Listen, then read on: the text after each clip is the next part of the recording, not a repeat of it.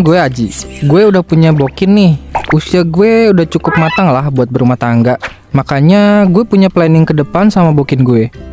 Gue ini perintis bukan pewaris coy.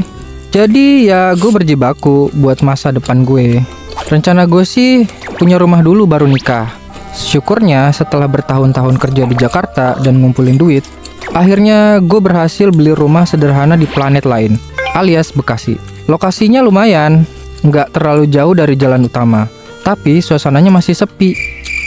Rumah itu gue cicil pelan-pelan, mulai dari bikin pagar, nambah satu kamar, sampai cat ulang biar kelihatan segar.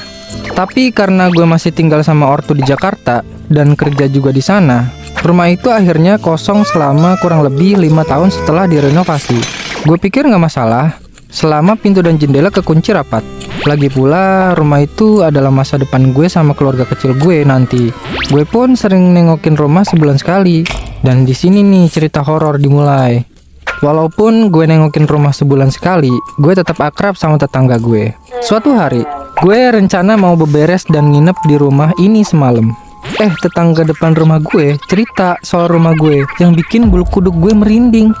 Sebut aja Bu Lilis yang manggil gue dari pagar. Beliau nanya, "Mas, ini rumahnya udah mau ditempatin ya?" Gue jawab, "Belum Bu, masih kosong." "Kenapa Bu?"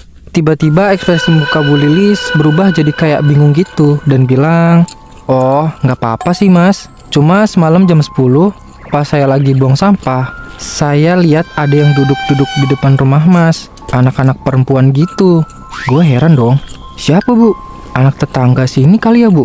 Bu Lilis pun geleng-geleng kepala. Suaranya mulai pelan dan bilang, "Bukan, saya juga kira anak-anak kampung sini. Tapi mukanya pucat semua gitu. Rambutnya panjang agak kusut. Terus pakai baju putih lagi. Mereka duduk berjajar gitu. Saya panggil mereka, diem aja. Pas saya tutup pintu, udah nggak ada." Rasanya darah gue berhenti sesaat. Tapi gue berusaha santai. Mungkin ibu salah lihat kali. Kebetulan kan rumah saya belum ada lampu di terasnya Bu, masih gelap. Gue ngomong gitu sambil ketawa kecil buat nutupin rasa panik dan biar suasananya nggak creepy. Gue bertanya-tanya, apa ya itu? Segerombolan Neng Kunti lagi nongki gitu?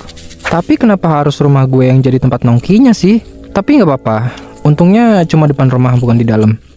Oke, singkat cerita, gue udah nikah dan mulai menempati rumah ini sama bini gue. Asik. Hari pertama sampai bulan kedua semua aman. Sampai saat kita lagi enak-enak tidur, tiba-tiba bini gue kebangun karena dengar suara srek, srek, srek, kayak orang nyapu gitu. Tapi kok suaranya dari atas genteng ya? Bini gue bangunin gue.